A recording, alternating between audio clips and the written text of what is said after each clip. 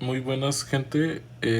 Volvemos con otro capítulo de el física universitaria de Sears and Szymanski para mi servicio becario MAE por mi Jorge Luis Muñoz Reyes. Y pues hoy vamos a abarcar estos temas de ley de Gauss, carga y flujo eléctrico, cálculo de flujo eléctrico, ley de Gauss, aplicaciones de la ley de Gauss. Y pues también vamos a ver un poco lo que es las densidades de carga. Ok, ¿qué es Pues ¿qué es el flujo eléctrico? Ya en el capítulo pasado vimos lo que era la carga y también pues vimos lo que era el campo eléctrico. Pero si nos acordamos bien, nosotros representamos lo que es el campo eléctrico como estos vectores, ¿no? Estas flechitas. Pues el flujo, que es, nos lo podemos figurar como lo que es cuando dejamos una llave de agua abierta que empieza a fluir el agua por ese espacio. Entonces es algo muy similar, eh, ya que aquí, por ejemplo, cuando tenemos estas flechas y atraviesan una superficie, un área, el flujo pues sería como la cantidad de flechas, por así decirlo, que están pasando esta área. Entre más, por ejemplo, aquí tenemos esta, pues, como densidad, ¿no? Densidad de flechitas. Y obviamente si el área fuese mayor, pues atraparía muchas más, ¿no? Entonces, pues eso sería el flujo en sí. Aquí ya tenemos algunos ejemplos. Por ejemplo, aquí es una carga dentro de una cajita y pues su carga es atravesada por las paredes de la caja son atravesadas por las flechitas correspondientes al vector del campo eléctrico de esta partícula. Ya aquí, al haber dos partículas, el flujo es mayor ya que son el doble de flechitas. Entonces la magnitud que tendría este flujo sería del doble. También pues tenemos lo mismo con una negativa, solo que sería un flujo inverso, por así decirlo, un flujo negativo. Y también tenemos pues que funciona exactamente igual. Al haber dos o tres o cuatro, pues termina siendo mayor el flujo. Aquí también tenemos los casos en los que este flujo no existe. En primer lugar es cuando la caja pues obviamente no encierra nada.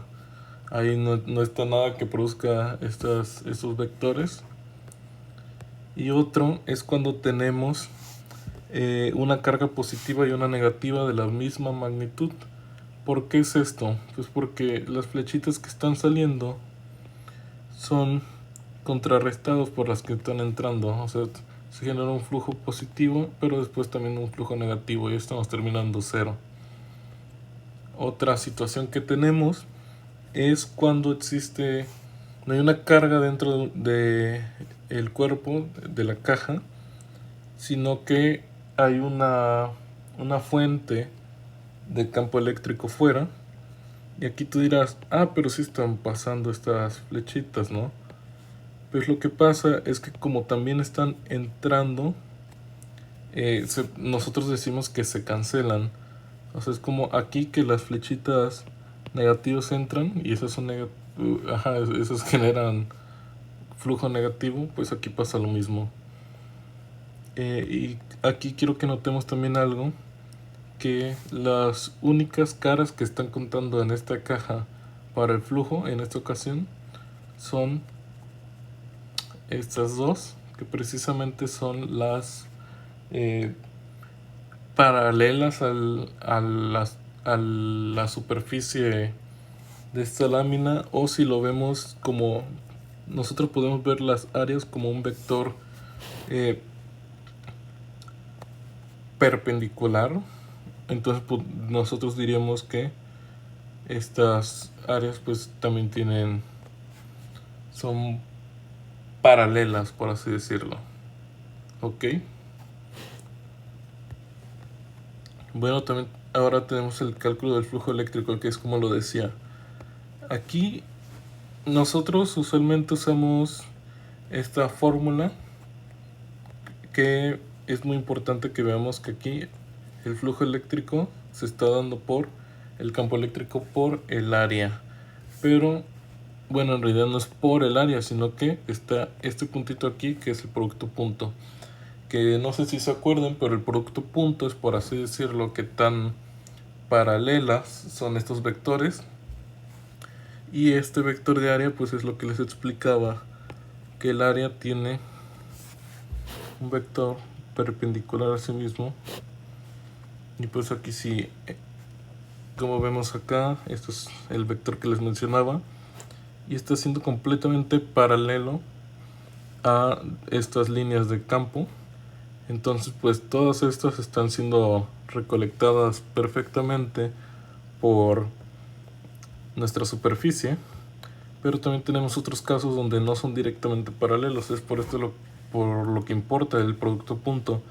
Aquí pues obviamente si nosotros tenemos de que un área así va a ir cachando pues completo, ¿no? Pero si lo vamos girando, si se dan cuenta, aquí era de acá hasta acá el área que tiene para cachar. Pero aunque el área sigue siendo el misma, al irla rotando pues cada vez se vuelve mucho menor, hasta que llegamos a este caso donde son completamente eh, perpendiculares y el flujo eléctrico se considera cero, que es justo lo que pasa con el coseno. Aquí podemos hacer por ejemplo un cálculo. Si tuviésemos este producto punto con un ángulo de 90, tendríamos la magnitud del eléctrico, la magnitud del área, pero multiplicado por el coseno de 90 grados, que este es igual a 0. Entonces tendríamos el campo eléctrico por el área por 0, y pues esto simplemente es 0. Entonces tenemos un flujo de 0. Ok. Ya para cuando tenemos un campo eléctrico que no es constante, utilizamos esta fórmula un poquito más compleja, pero a la vez más completa, que nos dice que el flujo eléctrico es igual a la integral de la magnitud del campo eléctrico producto punto el diferencial del área. Aquí tenemos, bueno, quiero que notemos algo, que es que si nosotros tenemos pues nuestra carga, la voy a poner en otro color, y la rodeamos, puede ser una esfera, también puede ser una caja, y puede ser la partícula negativa, no tiene que precisamente ser positiva como la estoy poniendo yo.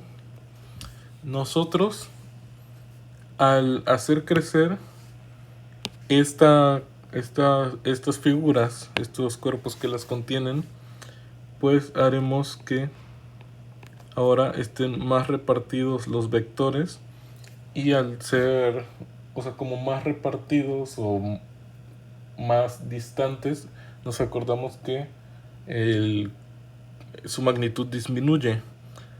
Pero lo que también tenemos que contar es que al aumentar el área, ay, qué feo círculo me salió, perdón. Al aumentar el área, también aumentamos el número de vectores que estamos cachando. Y entonces, ¿qué está pasando aquí? La magnitud decrece, pero el área crece. Algo que es importante es notar que lo hacen al mismo ritmo. Igual pasa si es un rectángulo. Entonces, ¿qué nos está diciendo esto? Pues nos lo resume la ley de Gauss, que nos dice que esta integral del campo eléctrico por la diferencial del área es una constante, que es el área encerrada sobre la permitibilidad eléctrica. Y entonces tenemos que el flujo eléctrico es igual a carga sobre la permeabilidad. Esto nos ayuda mucho, ya que nos permite conocer el campo eléctrico, y esto nos sirve en operaciones donde tenemos que determinar esta magnitud. Aquí podemos ver lo que les estaba mencionando hace un ratito, que aunque son de menor magnitud en este punto, el área pues también se vuelve mayor. Aplicaciones de la ley de Gauss. Aquí traje dos ejercicios. El primero ya lo tengo resuelto, pero quiero ver que podamos hacer juntos el segundo. Pero antes, se me olvidaba, perdón. Quiero que veamos esto de densidades de carga.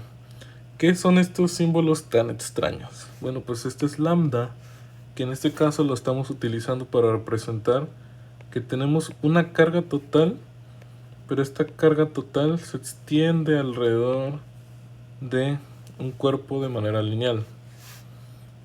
Ok, esto puede ser una varilla y nos sirve para problemas donde queramos, por ejemplo, usar diferencial de longitud. También tenemos lo que es sigma, que es la densidad pero superficial. O sea, esto es una carga sobre un área. Entonces, esto nos sirve particularmente en conductores. ¿Por qué? Bueno, pues nos acordamos que los conductores no guardan carga en el interior, entonces no sería útil tratar de buscar área dentro de su volumen, pero sí la guardan en su superficie. Entonces, pues, esta expresión es válida para conductores. Y ahora tenemos ρ, que es la carga sobre el volumen. Esto, como ya se podrán dar cuenta, es útil para los aislantes, que también son llamados dieléctricos. Dieléctricos o aislantes para los compas. Ok, entonces pues ya esto sí nos permite dividir pues una carga en un volumen, porque pues sabemos que los guardan adentro. Ok, pues aquí quiero que ya pasemos a uno de los ejemplos, que es: encuentre el campo eléctrico a una distancia de 0.05 desde una línea de carga positiva de gran longitud y densidad de carga lineal de lambda es igual a 75 por 10 elevado a menos 9 coulomb sobre metro. Pues aquí pues ya nos da una densidad lineal y pues nos da lo que es la distancia. Ok, pues aquí no es necesario la longitud de lo que mida esta varilla, porque el campo eléctrico es perpendicular. O sea, no nos afecta en nada que sea más largo, ya que nosotros estamos buscando estas partecitas de aquí. Ok, y pues podemos ir comenzando con la definición que les mencionaba antes, que esto es el flujo. Y pues ya nos queda el campo eléctrico por el área es igual a la carga sobre epsilon 0. Pasamos el área dividiendo, y aquí la carga pues es igual a lambda por la longitud. Y aquí, como nosotros estamos viendo el campo eléctrico que está siendo cachado por este cilindro, pues tendríamos que dividir el área, que el área de un cilindro es igual a 2pi radio, o sea, esta es la circunferencia, sí, por la longitud. Y pues ya esto le da su forma. Ok, entonces se va a cancelar la longitud con la longitud de arriba con la longitud de abajo. Simplemente nos queda que epsilon, el campo eléctrico es igual a lambda sobre 2pi radio permeabilidad. Y ya nos queda, al hacer el despeje, esta expresión de aquí. Ok, Bueno, ahora quiero que pasemos con este ejemplo que nos dice que campo eléctrico a partir de una superficie gaussiana. Una esfera sólida con radio de 0.5 centímetros tiene una carga positiva total de Q es igual a 15 microcoulomb. Calcula la magnitud del campo eléctrico a una distancia del centro de 0.3 centímetros y 0.7 centímetros. Aquí quiero que notemos que teníamos una distancia de 0.5 centímetros para lo que es el tamaño de la esfera. Y si lo notamos, esta de aquí es menor y este de aquí es mayor. O sea, en un momento nos está pidiendo la magnitud del campo eléctrico dentro de la esfera y en otra fuera. Ok, entonces vamos a proseguir con el cálculo. Y tenemos que el flujo, es igual a E por A, que es igual a la carga sobre epsilon 0. Ya simplemente hacemos esta sustitución. Queda que es la carga sobre área por epsilon 0. Pero aquí tenemos un problema, que como está dentro, estamos buscando el campo eléctrico que emana hacia afuera. Ok, entonces pues aquí tendríamos que irnos a la definición que estábamos viendo, que era la densidad volumétrica, y aquí el área y epsilon 0.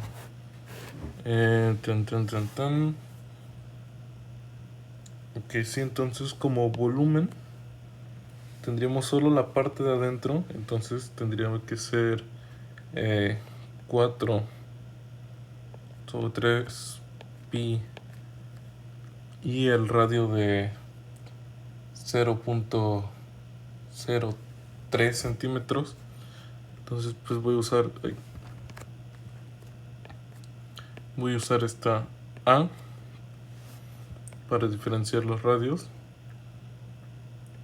Y de hecho el área estoy viendo aquí, si no me equivoco,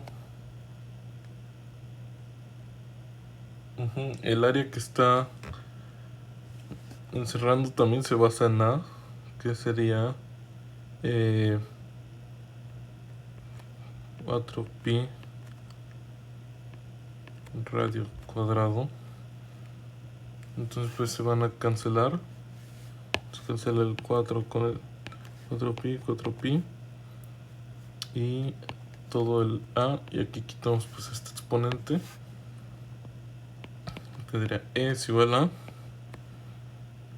Rho por A sobre epsilon 0. Sí, me parece que está bien. Y ya pues solo tendremos que hacer el despeje aquí. O si lo queremos hacer un poquito más simple, porque podemos decir, como sacó Rho, pues aquí esto es la carga sobre el volumen epsilon y el radio. Ahora saquemos el de afuera. Pues es un proceso muy similar, solo que aquí ya no podemos recurrir a la definición de la densidad volumétrica, ya que aquí tendríamos que usar todo. Entonces bueno, sí podríamos, pero en realidad no nos ayudaría para nada. Y aquí pues ya pasamos dividiendo.